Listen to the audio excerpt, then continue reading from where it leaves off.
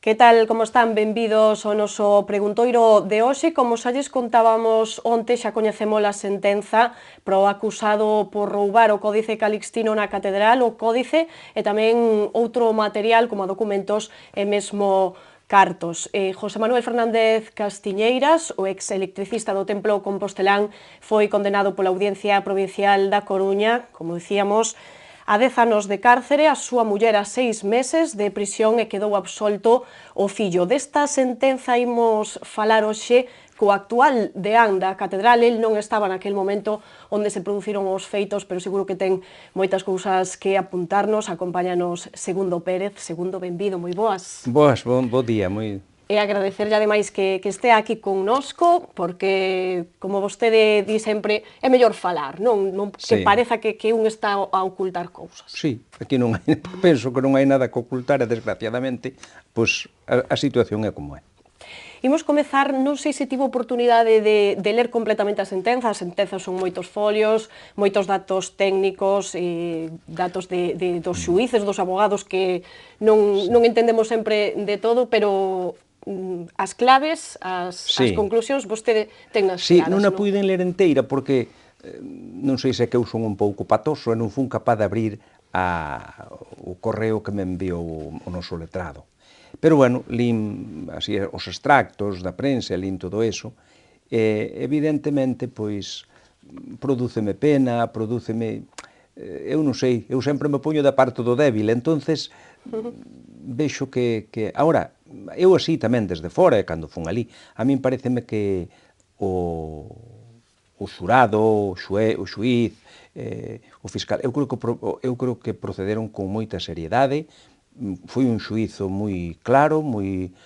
Eu creo que modélico, en ese sentido, polo menos do que eu entendo, porque non ando nesas cousas, pero pareceume serio e incluso, pois, os testigos e todo, eu creo que se levou con moito rigor. En ese sentido, eu creo que só hai que felicitar ao tribunal, aínda que a un lle doia, pois, profundamente que unha persoa teña que ir á cárcel. Mire, eu durante uns anos que fun delegado de Cáritas, traballei bastante pois con persoas que estaban na cárcel, sobre todo a relación coas súas familias, e mire, iso é terrible, a xente non sabe o que é iso, por tanto, a min gustaríame que a sentencia fora máis suave. O sea, que tampouco están satisfeitos con esa sentenza porque non lle desexan mal a esta persona e a súa familia. Claro, o que hai que ter claro é que unha cuestión é a dimensión moral, que evidentemente, pois, xo o señor arzobispo dixo que lle perdonave, pero, claro, outra cuestión é a cuestión xurídica. E a cuestión xurídica, por exemplo, a min extraña, é como pedeu tanta cárcel a catedral.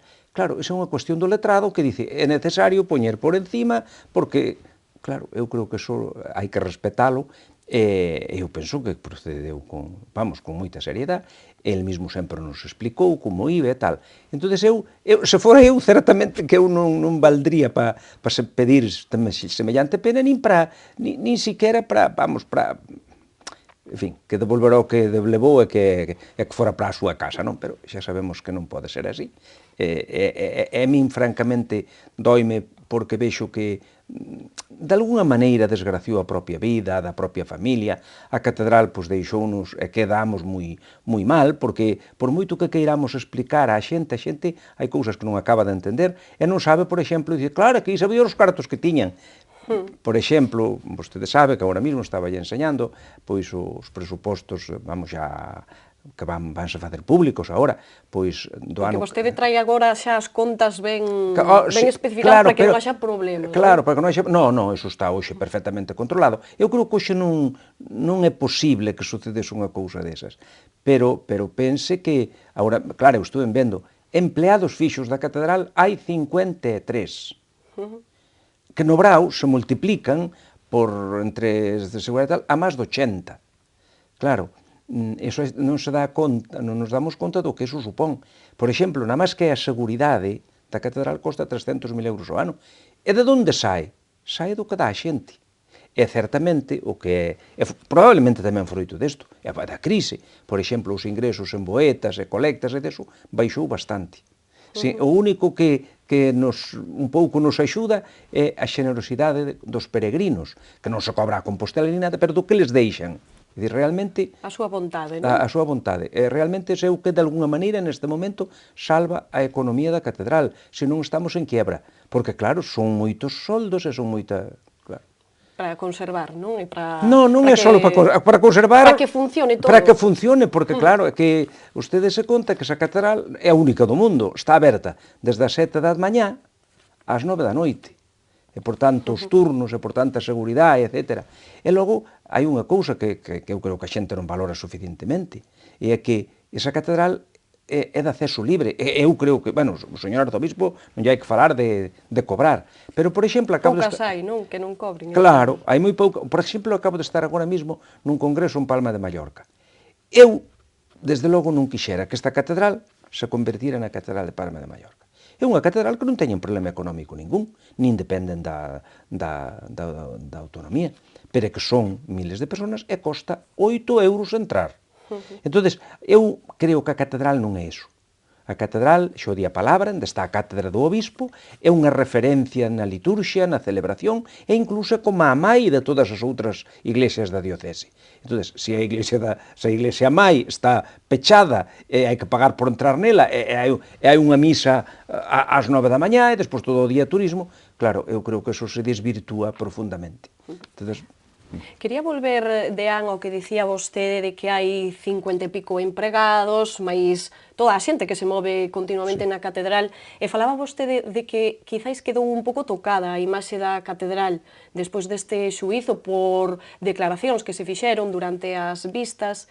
Dá un pouco a impresión como que a xente anda pola catedral un pouco libremente. Vostede podería explicar un pouco cal é o control que hai dentro da catedral? Oi, mire, se usted lle enseño os correos que recibo e os que veñen, hoxe din, antes andaba todo o mundo por onde quería, e agora é tal o control de seguridade que xa vos pasades, non se pode ir a nada, non se pode tal.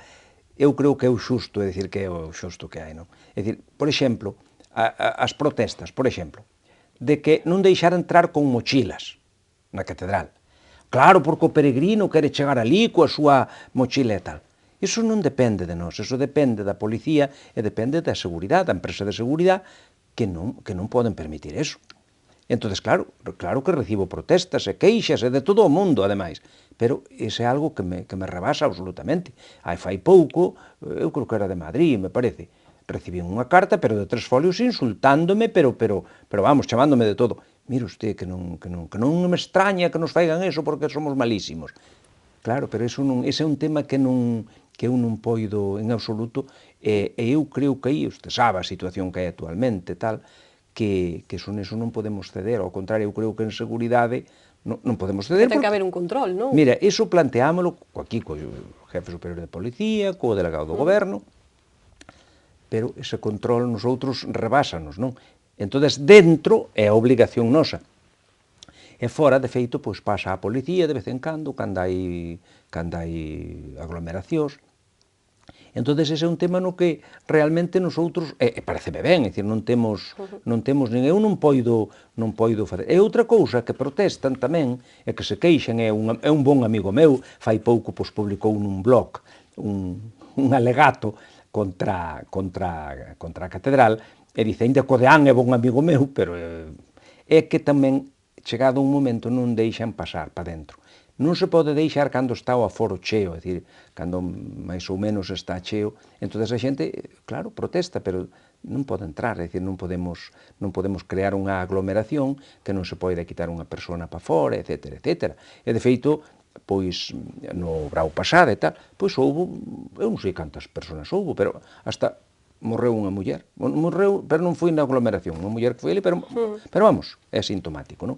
Entón, aí, pois o 061, a Orden de Malta, pois xa estamos en diálogo para que haxa un posto permanente, sobre todo a partir de Pascua ou así, porque, claro, hai moita xente, entón, pois hai xente que se marea, ou xente que é maior e que necesita, pois, asistencia, é todo moi complicado. En canto aos empregados que traballan na catedral, pois polo que dicía, polo que vimos durante o xuízo, imaxes, mesmo de Fernández Castiñeiras entrando en certas dependencias que se supón que ao mellor non debería de ter acceso, iso xa está controlado, Bueno, polo que dicía, que parece a imaxe que calquera podía entrar en calquera dependencia. Vostedes defenden que iso non é así. Non era así, que vai, iso non era así, non. O que pasa é que eu creo que hai unha cousa que a xente tamén lle costa entender. É dicir, que tú non podes desconfiar das persoas que tes ao teu cargo. Eu, por exemplo, claro, son todos os empleados e os coñezo, pero hai algúns que están máis en relación comigo, directamente comigo. Eu, desde logo, eu non podría traballar se eu desconfiara deles. Teño moi boa relación con eles, é dicir, é unha relación de amigos, de tal maneira, de verdad, que é unha relación moi cercana. Vamos, que eu puidera desconfiar de algunha das rapazas ou dos rapaces que colaboran comigo na oficina do Peregrino, ou na Archicofradía, que son os que están máis directamente comigo, vamos, eu non podría estar aí, é dicir, que eu creo que eso non... E logo, a mí me parece que tamén hai xente que pon a voz no ceo cando sabe que o que pasa nas empresas privadas que controlan continuamente, porque hai furtos, hai historias e tal, e xa non digamos nas empresas públicas, é dicir, que tampouco aquí... Entonces, eu creo que quizá nos fiamos excesivamente das persoas, pero eu non podría traballar de outra maneira. E eu, agora mismo, sorprenderíame, ou, vamos, non sei que faría, porque eu non desconfío en absoluto, eu fío-me das persoas, non desconfío de ningún dos empleados da catedral, e desde logo menos daqueles que colaboran comigo, non? Non se lle pasaría pola cabeza que alguén estivera collendo cartos? Nada, non se me pasa pola cabeza, porque realmente, e logo, mire, hai unha cousa que é a seguinte, antes, pois, as bolsas levabas un solo ou tal, agora, os cartos, tócanos sempre dúas persoas, un de seguridade, ou, ademais, un empleado da oficina do Peregrino, ou un sacristán, etc. Por tanto, hoxe nese sentido é difícil porque son dúas persoas, por tanto, que eu creo que é o normal, e iso eu creo que, vamos, o administrador general deu unhas normas, fixo tal, e eu creo que iso está moi controlado. Hoxe sería difícil, pero o que non é verdade, é a prova, é o xuicio, é que ali non había control ningún, ni se sabía, e logo como se ve nas cámaras, e non tiñan nada, estaba aquelo, non, había cámaras, e había cámaras en todo. O que sucede, por exemplo, é que na administración había unha cámara, pero que se debeu estropear que non sabían descifrala. Quen a descifrou, claro, foi a policía, claro, foi cando se veu todo, ves ali o señor tal. Pero, de todos modos, eu creo que tanto o administrador como todos os que estaban entonces coa responsabilidade, eu creo que se fiaban. E de, mire, o Castiñeiras, este señor, agora poñenlle aí desde 2001, este señor foi xa con un administrador que houve moitísimos anos, que se chamaba don Juan Bretal, me parece. Bueno, pois este señor era casi cego. Sí, foi un nome que tamén saiu durante o xuízo. Claro, saiu no xuízo. Bueno, pois mire, Fernández Castiñeiras xa era o que lle contaba os cartos a ese señor, eu non o sei, pero eu vin aquí polos anos 80 e o señor estaba de administrador xa.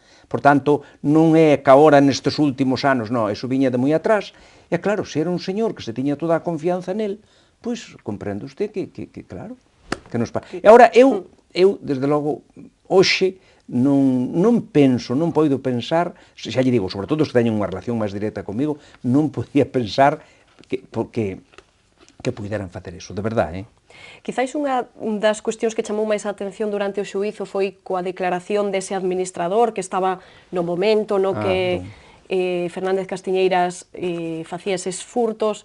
Chamou un pouco a atención que o administrador afirmou que el sabía que faltaban cartos, pero que de alguma maneira el era o que quería pillar infragante, non? Claro, Non sei iso como ven vostedes. Mire, eu non sei quen dixo nunha ocasión, me preguntou a min, e díxome, ali levaban todos cartos, e digo eu, mire, eu sei os cartos que tiña cada un, porque a min a policía, cando cheguei ali, a policía científica, pois, díxome como estaba a cousa. Mire, eu non había estado nunca na catedral, nese sentido de vinculación con aquelo. Os mesmos empleados da catedral dime que non me conocían, porque eu estaba de director do Instituto Teolóxico e iba pois, un día que había unha solemnidade, unha misa ou tal, pero eu non tiña absolutamente relación ninguna. Entonces, cando me nombraron arquiveiro, pois o Tenorio, o señor Tenorio, pois, dixo, mire, aquí isto está así, isto está tal, mire. En concreto, por ese administrador, que é don Manuel Iglesias, eu por ese poña mau no lume, porque non se levou un céntimo, segurísimo, que é un home moi recto, moi recto. Pero é máis, claro, investigaronlle as cuentas, entón as cuentas pues, non había cartos. Entonces é evidente, como algún outro, é dicir, que non dices, bueno, este dice, non puido levar nada porque non os ten, entende? Non os ten. Entonces, eso está clarísimo. E logo, eu creo que el, antes de armar un escándalo, que tiña o reto de descubrilo el e facelo el co contable e tal. Pero non saiu ben. Non saiu ben porque o asunto do roubo do códice pois foi o que desarticulou toda a maraña, non? Toda a maraña. Eu despois, cando cheguei ali, por prudencia, eu, por exemplo, que tamén me preguntan, pero ese desconfiábase deste tal. Eu non falei nunca cos empleados, incluso, como era arquiveiro, cos que están no arquivo eu non lles preguntei, nin o que sabían, eu mantuven unha total discreción por non entrar nese mundo de comedilla e de tal. Por tanto, si despois así, como usted puido ver na prensa, si deixei así escoitar algunha ocasión que desconfiaban del todos. Dicir, que realmente non sorprendeu que fora este. Pero eu nunca lles preguntei. Eu a este señor non o conocía de nada. Minto, porque si o conocía de algo. Porque eu, sendo director do Instituto Teolóxico, pois este señor, cando eu cheguei ali, tamén era o que arreglaba as bombillas. Entonces a conserje que había, moi boa señora, por certo, moi tal, moi fiel ali, descubreu que faltaban os cartos que das fotocopias e tamén algunha vez que pagaban na secretaría. E dixo, desaparecen á hora de comer os cartos. E dixo, me podo me quedar aquí e tal. E colleu-no a el, infragante. Fun eu ali, ali estaba ali o meu despacho, e mire, deixa as chaves aquí e usted non volva a pisar aquí. Baixou a cabeza, marchou, e esa foi a única relación que eu tuve con el. Dicir que, por tanto, eu realmente fun o primeiro que despois foron votando de outros sitios ou de outras comunidades e tal, pero eu fun o primeiro que en ese sentido, eu non tiña nada que ver con o señor ni nada. Pero colleu aí nese capítulo, entón. Sí. Non sei agora se vostede cambiou algo as cousas no momento no que vostede e Deán, despois de todo o que pasou, se cambiou un pouco. Supoño que agora haberá cámaras funcionando en máis sitios. Demais. Pois mire, claro, vamos, a primeira cousa foi renovar a instalación no arquivo, cambiar as chaves todas, incluso refacer interiormente con materiais ignífugos a cámara de seguridade que temos, de forma que aí sí que se fixeron moitas cousas. Eu creo que foi complementar algo que existía e renovar, non? E renovar. E logo, cámaras, pois, existían, na catedral non existían moitas, por exemplo, cámaras nas naves, por aí. En cambio, agora, pois, si, xa hai por todos os sitios, de maneira que, nese sentido, sí, vamos, se fixo, sí. Claro, algúns dinme que é demasiadas cámaras e tal. Eu creo que todo ten unha medida, e agora, desde logo, en este momento, e logo hai habrá unha empresa de seguridade, pois teñen unha central onde me parece que hai 40 tantas pantallas ali arriba escondida, e entonces, claro, vese todo. É dicir, ademais, dice, a ver, quen veu aquí o miércoles pola tarde? Xun, dan para atrás, Pois hai un control estricto, totalmente. Sí, pero mire, eu dos controles tan estrictos, si me parece ben, pero, mire, usted pensa o control que había na Biblioteca Nacional. Roubaron a Biblioteca Nacional, ou no Hermitage de San Petersburgo, roubaron, de tal maneira que seguro non está naide. E usted pensa nunha cabeza maquinando todo o día para poder, que eu creo que era o que facía este señor, maquinar todo o día para poder facer unha cousa. Entón, eu creo que eso que nunca está un seguro, ni moito menos. O que está un sempre é un pouco con preocupación e con medo, é iso, non? É que intentando, pois, facer un servicio, e sobre todo a catedral ten un fin pastoral, o servicio dos peregrinos, e tamén o servicio da cidade, que non sempre iso é suficientemente reconocido. Non sei agora que pensa vostede no futuro. Xa me dicía que pensaba que non se podería repetir un feito deste tipo. Dios queira que non. Eu creo que non, tal como está o control, como están as medidas que se tomaron e tal. Eu penso que non, pero xa lle digo, a seguridade pense neso, pense, como roubaron a Biblioteca Nacional de Madrid? Sí, que nunca se sabe o que pode pasar, nunca sabe o que pero pode bueno. pasar. No, é un pouco, un sempre ten ese medo, ese trasfondo de dicir, claro, cando pasou unha cousa así é moi difícil vamos, de ter a seguridade e de estar un tranquilo, nunha palabra. Pensa vostede que se podería cambiar algo agora na catedral a raíz do que dicíamos tamén un pouco da imaxe que se deu a raíz do xuízo? Como pensa vostede que afectou a catedral? Bueno, eu penso de cara a fora, bueno, non? como son sempre estas cousas, é dicir, claro, empezanse a decir cousas, e bulos, e historias, eu creo que exageradas, e, por suposto, moitas veces, pois, inxustas, eu penso que o cabildo, incluso, pois, a nivel de medios de comunicación social, foi maltratado. Aí salvo dúas ou tres persoas que tiñan o control das cousas, que sabían todo. O resto dos coengos, pois, non sabían realmente pois, o que estaba pasando, ni moito menos non que eles pois, facían o seu traballo e fano honestamente, honradamente, e desde logo a catedral supón, sobre todo na temporada alta, supón un traballo, unha constancia, un estar ali, que ven xente de todo tipo, bueno, iso eu digo, é apasionante como tarea pastoral, pero é tamén moi agobiante, dicir que e algúns que votan ali o día, ou que votamos no tempo de Brau, o día inteiro, sin un día de vacacións, nin un día de nada, atenden dali. Eu, nese sentido, aí eu creo que hai que distinguir perfectamente o que é ese servicio pastoral, da acollida, aos peregrinos. Usted pense que se cambiaron moitas cousas, entre elas, por exemplo, que hai misa en todos os idiomas, que vamos, 7 polo menos, que hai confesións, que hai centro de acollida para iso. Mire, a noite pasada, ás 10 da noite por aí, chamoume o presidente dunha asociación de peregrinos de Berlín, perdón, de Dublín, pois dicindo como poden eles colaborar, etc. Non?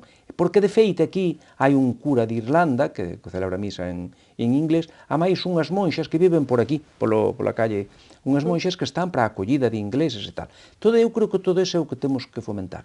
Logo hai outro aspecto, que é o aspecto das obras, e do que hai que fazer. Mire, eu digolle a don Daniel Lorenzo que digo que suerte tuveron os nosos antepasados, porque desde Casas Novo hasta ahora, 200 anos, non fixo falta facer obras. É lógico, é como nunha casa.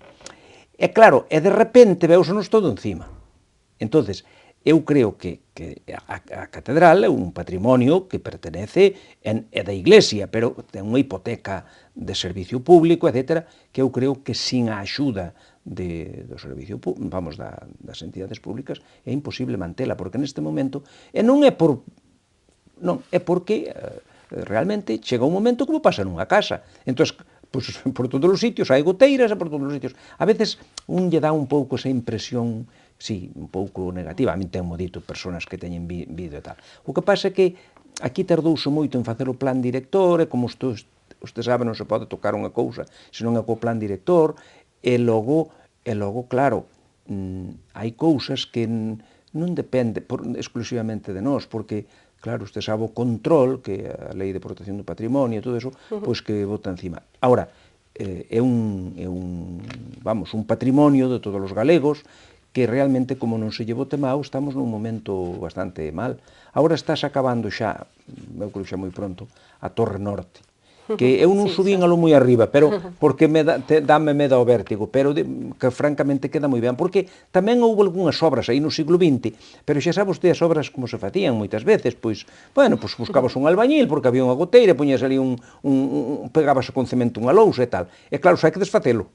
O que se chamaban as chapuzas. Exacto, eso sí que era frecuente. Entonces, claro, vexo eu que realmente aquí hai unha hipoteca social, unha hipoteca, bueno, pois, humana, pero eu creo que hai unha contribución que por moito que a xente non entenda ou non o queira entender, que é algo que ten que cuidar a sociedade inteira, e sobre todo a cidade de Santiago, porque como eso se veña abaixo, pois veñense abaixo moitas cousas, Pois xa para rematar, Deán, que se nos acaba xa o tempo, vostede querería deixar claro por esa imaxe que eu digo, máis imaxe centrada no funcionamento da catedral, porque a mellor quedaron dúbidas de se había un descontrol no funcionamento interno da catedral. Vostede quere deixar claro que non é así, que non hai ese descontrol, que hai... Non é como que cada un sabe o que ten que facer. Oxe, perfectamente, demais, quizá. Non, eu creo que non había, houbo descuido e houbo unha confianza nas persoas que, sinceramente, a que teño eu, e senón, usted pregúntelle, pois, aos que máis directamente colaboran comigo, é dicir, eu non solamente me fío deles, senón que teño, pois, unha amistade, unha cercanía, e bromeo con eles, é dicir, eu creo que estar ali como fisgando na xente, eu non vallo para eso, é dicir, que nin se me parece, e logo, eu creo que si hai un cambio, e iso tamén me chega a min, na mesma imaxe da catedral, e, por exemplo, claro, eu sei no máis a través dos peregrinos, porque realmente recibo tamén cartas e persoas que me veñen a visitar realmente conmovedoras do que significou para eles a peregrinación, do agradecidos que están coa acollida, etc. Eu creo que en todo eso melloramos bastante, porque eso tamén nos fixo tomar conciencia de que é necesario facelo. Bueno, pois que sigan bons tempos para a catedral, que se poida arranxar ben esa fachada, como dicimos que fan falta cartos para eses arranxos do principal monumento do núcleo de Santiago, non? Que é esa catedral de An. Moitísimas grazas por estar connosco. A vosotros, encantado, moitas gracias, sí. Nos deixámolo aquí por hoxe, voltaremos o luns con máis entrevistas no Preguntoiro. Graciñas por atendernos.